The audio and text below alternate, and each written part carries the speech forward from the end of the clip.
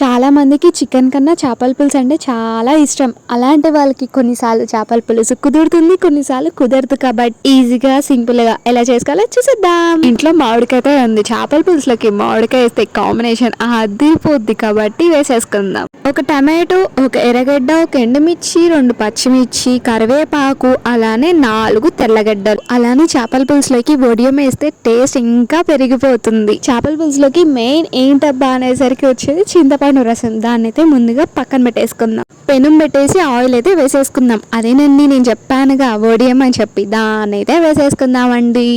వడియం బాగా వేగాక మనం కట్ చేసి పెట్టుకున్న ఎండుమిర్చిని, పచ్చిమిర్చిని 2 వేసేద్దాం. అలానే ఎవరెస్ట్ ఇంగువ కూడా వేసేసుకుందాం. దాంతో పాటు తెల్లగడ్డలు కూడా వేసేసుకుందాం. ముందుగా మనం కట్ చేసి పెట్టుకున్న ఆనియన్స్ ని వేసేసి మంచిగా అయితే కలబెట్టేసుకుందాం. ఎర్రగడ్డ మంచిగా వేగాక టమాటాని అయితే వేసేసుకుందాం. సాల్ట్ ఉంటే సాల్ట్ వేసుకొని, లేదా కల్లుప్పు ఉన్న బెస్ట్, అదైతే వేసేసుకుందాం. ఒక 2 స్పూన్స్ లైట్గా అల్లం వెల్లుల్లి పేస్ట్. నెక్స్ట్ అయితే పసుపు వేద్దాం. చేపల పులుసు అంటే కారం కంపల్సరీగా ఉండాల్సిందే కాబట్టి ఒక 3 స్పూన్లు కారం అయితే వేసేద్దాం. అలానే 3 స్పూన్లు ధనియాల పొడి కూడా వేద్దాం. మసాలానైతే మంచిగా మిక్స్ చేసుకుందాం. మా తాతయ్య అనేవాళ్ళంట, నాన్ వెజ్ తినేటప్పుడు ఆ కారానికి కంట్లోనే అంతా నీళ్ళు వస్తే అప్పుడు నాన్ వెజ్ తిన్నట్టు ఉంటుంది అని. ఈ మసాలాని మంచిగా కలిపిన తర్వాత కరివేపాకు, మామిడికాయ ముక్కల్ని మంచిగా కలిపేద్దాం.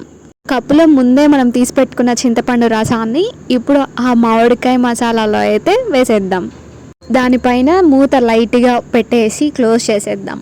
ఆ నూనె పైకి తేలేంత వరకు చూడండి ఎలా తేలిపోయిందో నూనె. అన్నీ వేస్తుంది కానీ ఇంతవరకు చేపనే వేయట్లేదు అనుకుంటున్నారు కదా, తెలుసు.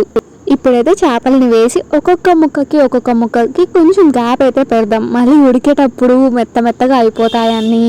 చేపలు బాగా ఉడికిన తర్వాత లైట్గా బెల్లం వేద్దాం. తర్వాత గార్నిష్ లాగా టేస్ట్ కోసం కూడా కరివేపాకు లైట్గా పైన చల్లుదాం.